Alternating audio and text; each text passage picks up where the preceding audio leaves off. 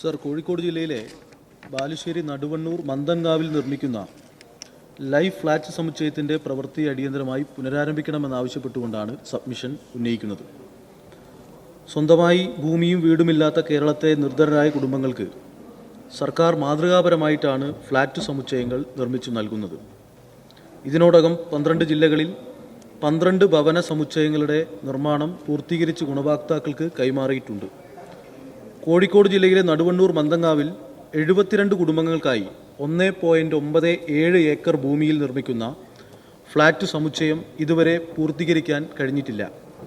അടിയന്തര പരിഗണന നൽകി ഫ്ലാറ്റ് സമുച്ചയത്തിൻ്റെ പ്രവൃത്തി പുനരാരംഭിക്കാൻ നടപടി സ്വീകരിക്കേണ്ടതാണ്.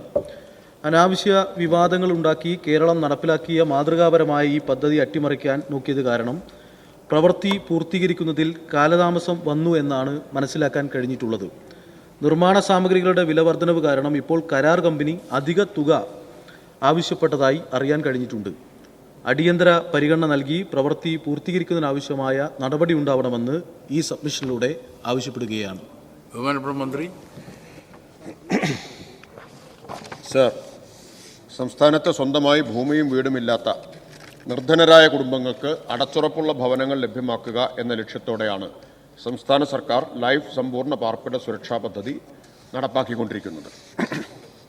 ഭൂമിയുള്ള കുടുംബങ്ങളുടെ പുനരധിവാസത്തേക്കാൾ ഏറെ ശ്രമകരമാണ് ഭൂമിയും വീടുമില്ലാത്ത കുടുംബങ്ങളുടെ പുനരധിവാസം.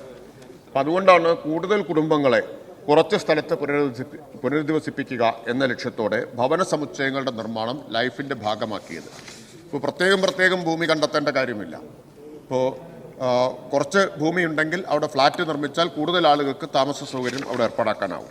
ഇപ്പോൾ കോഴിക്കോട് ജില്ലയിലെ നടുവണ്ണൂർ ഗ്രാമപഞ്ചായത്തിൽ മന്തൻകാവ് എന്ന സ്ഥലത്ത് റവന്യൂ വകുപ്പിൻ്റെ ഉടമസ്ഥതയിലുള്ള 196 സെൻറ്റ് ഭൂമിയിൽ 120 ഭവനങ്ങളടങ്ങിയ ഭവന സമുച്ചയ നിർമ്മാണത്തിന് 16.80 കോടി രൂപയുടെ ഭരണാനുമതി 3/7/2019 നൽകുകയുണ്ടായി. അതിന് ആദ്യഘട്ടമായി 4 നിലകളിൽ 36 വീടുകളടങ്ങിയ 2 ഭവന സമുച്ചയങ്ങൾ മൊത്തം 72 യൂണിറ്റ് നിർമ്മിക്കുവാനുള്ള നടപടി സ്വീകരിച്ചു. 9ാമത്തെ SLEC state level empowered committee തീരുമാനമനുസരിച്ച് നൂതന സാങ്കേതിക വിദ്യയായിട്ടുള്ള light gauge steel frame LGSF ടെക്നോളജിയാണ് നിർമ്മാണത്തിന് സ്വീകരിച്ചത്.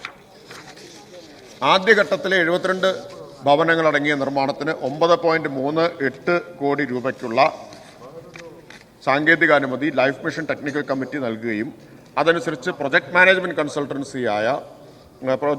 കൺസൾട്ടൻസിക്ക് ടെൻഡർ ഡോക്യുമെൻ്റ് സമർപ്പിച്ചതനുസരിച്ച് ലൈഫ് മിഷൻ ടെൻഡർ ക്ഷണിച്ചു. ഏറ്റവും കുറഞ്ഞ തുക കോട്ട് ചെയ്ത ഏജൻസിക്ക് ടെൻഡർ അംഗീകരിച്ച് 9/12/2020 കരാറിൽ ഒപ്പുവെച്ചു. നിർമ്മാണ കാലാവധി 6 മാസമായിരുന്നു.